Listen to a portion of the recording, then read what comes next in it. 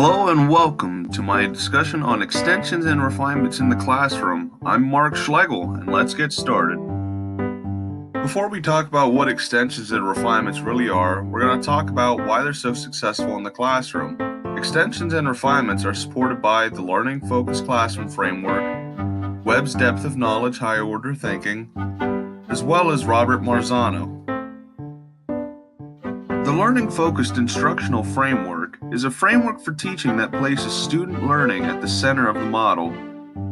Part of this framework are the ideals of effective teaching, high expectations, support for all students, and continuous improvements. Extensions and refinements fit well in this framework as it is effective teaching based off of high expectations that promotes continuous improvement. The instructional framework increases rigor for students and accelerates achievement. Webb's depth of knowledge serves as a frame of reference for thinking about students and how they engage with content. This offers a language to understand cognitive demand to create more effective assessments, units, lessons, and tasks. An example of Webb's DOK is shown below. Higher order thinking happens to the right of the chart, while lower order thinking happens to the left. Webb's DOK supports extensions and refinements as they fall to the right side of the chart. Robert Marzano is an educational speaker, trainer, and researcher. He's done a lot of work with differentiation, which extensions are a form of. He believes that they can be very powerful tools in the classroom if done in an orderly, predictable environment with clearly identified behavioral expectations. He also believes that there are many resources available for teachers to use differentiation in their classroom, but far less that have suggestions on how to make it happen. Robert Marzano is also a proponent of the learning-focused instructional framework. Extensions and refinements are a form of differentiation. It is important to talk about what that is as well. Differentiation is changing some form of an assignment's content learned, the process by which it is completed, the product that is completed, or the learning environment that it is completed in. Differentiation supports high-ability students as well as students with disabilities. Below you can see a flowchart that shows the benefits of using differentiated instruction.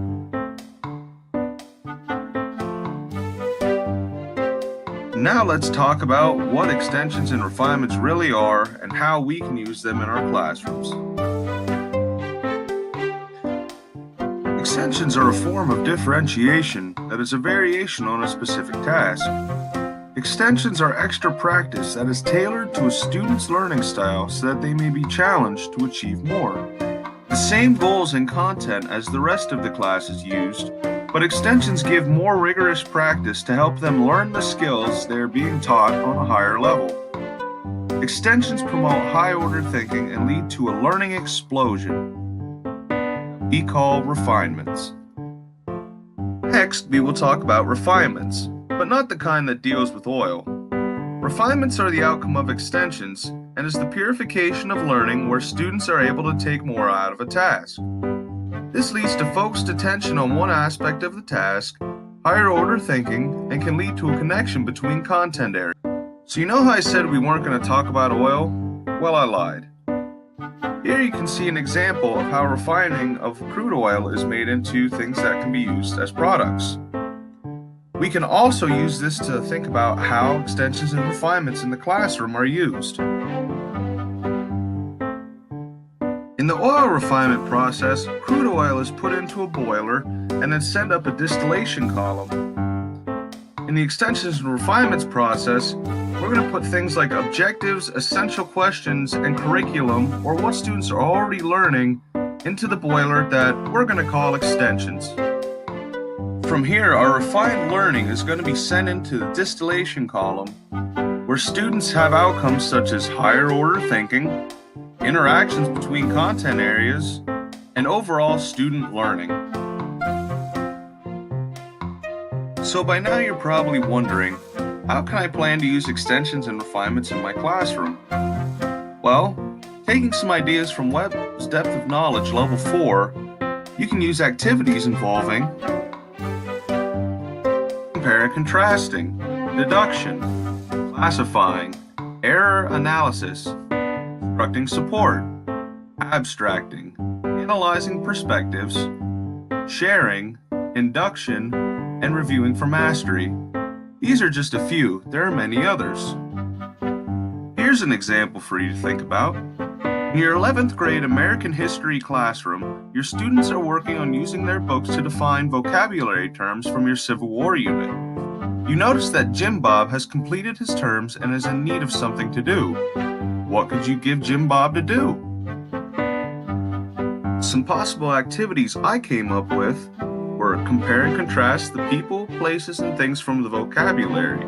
For example, you could ask the student to compare and contrast President Abraham Lincoln for the North and President Jefferson Davis from the South.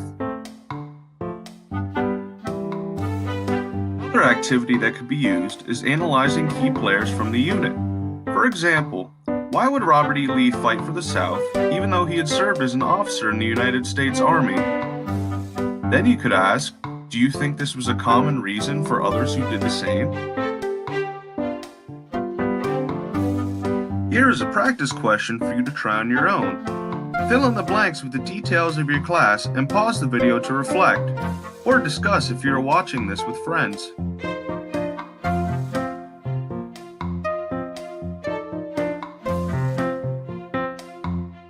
Before you implement extensions and refinements in your classroom, you should ask yourself these questions.